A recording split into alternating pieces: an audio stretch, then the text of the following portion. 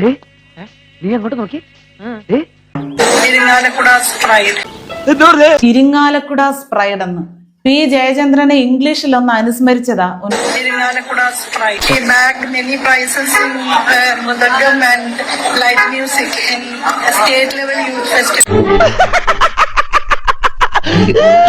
ഈശ്വര, ഇവിടെ ആരുമില്ലല്ലോ ഇതൊന്ന് പറഞ്ഞു ചിരിക്കാനായി. ലിക്കട്ടിയുള്ളപ്പോ ഭാഷയ്ക്കും അറിവിനും ഒന്നും പ്രാധാന്യമില്ല.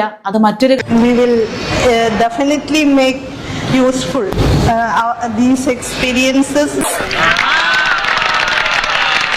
were very much enriching for us.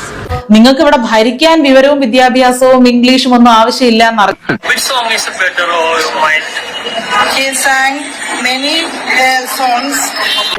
സ്കൂളിന്റെ പഠിച്ച കുട്ടി ആരെങ്കിലും ഉണ്ടോടാ നിന്റെ കൂടെ?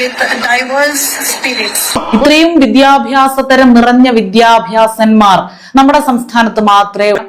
9ാം ക്ലാസ്സിൽ വെച്ച് നീ പഠിത്തം നിർത്തിയത് എത്ര നന്നായി.